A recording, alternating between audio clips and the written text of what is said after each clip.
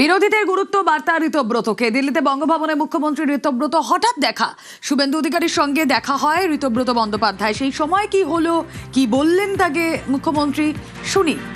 প্রতিনিধি মৈত্রেয়ী আমাদের সঙ্গে থাকবেন, তার আগে ছবিটা আপনাদের দেখাবো। বিরোধীদের গুরুত্ব বার্তা ঋতব্রতকে, দিল্লিতে বঙ্গভবনে মুখ্যমন্ত্রী ঋতব্রত হঠাৎ দেখা।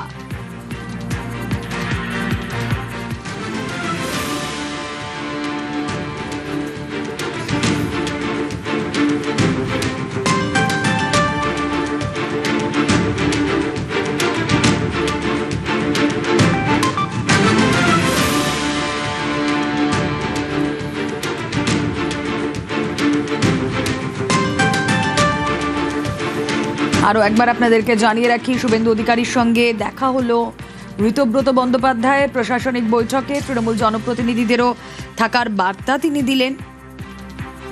উলুবেড়িয়া পূর্বের তৃণমূল বিধায়ককে বার্তা মুখ্যমন্ত্রীর, বিরোধীদের গুরুত্ব বার্তা ঋতব্রতকে।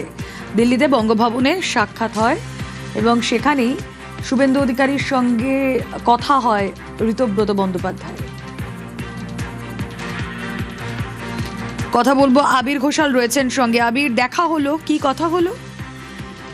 দেখো, একদম সৌজন্য সাক্ষাৎকার বলে ঋতব্রত তিনি জানিয়েছেন, এবং তিনি যখন বঙ্গভবন থেকে বেরিয়ে যাচ্ছেন সেই সময় বঙ্গভবনে শুভেন্দু অধিকারী মুখ্যমন্ত্রী তিনি প্রবেশ করছেন, এবং সৌজন্য সাক্ষাৎকারের মাঝে তিনি জানিয়েছেন যে তারা যে প্রশাসনিক বৈঠকগুলো করছেন সেই প্রশাসনিক বৈঠকের মধ্যে যারা বিরোধী দলের বিধায়করা রয়েছেন তাদেরকেও ডাকা হচ্ছে, ফলে তিনিও যেন বিধায়ক হিসাবে এই ধরনের প্রশাসনিক বৈঠকে যেন যোগ দিতে আসেন। তো তাকে ঋতব্রত মুখ্যমন্ত্রীকে জানিয়েছেন যে তিনি এই বিষয়ে তিনি তার দলের সঙ্গে কথা বলবেন।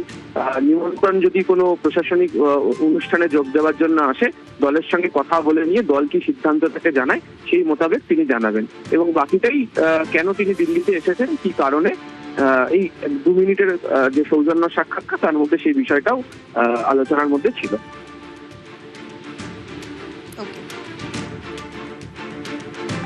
দুপুরবেলা আমি বঙ্গভবনে খেতে যাই। আমি যখন বেরোচ্ছিলাম তো তখন ঘটনাচক্রে মুখ্যমন্ত্রী তিনি সেখানে ঢুকছিলেন। তো আমার সঙ্গে দেখা হয়, সৌজন্য বিনিময় হয়। উনি আমায় বলেন যে আমরা বিভিন্ন জায়গায় যে মিটিং হচ্ছে টিএমসি এমএলএ দের ডাকছি, তো আপনারা এলে ভালো হয়। তো আমি তখন বলি যে আমি যদি খবর পাই পার্টির সাথে কথা বলে নিশ্চিতভাবে আমরা যেটা করার সেটা করব।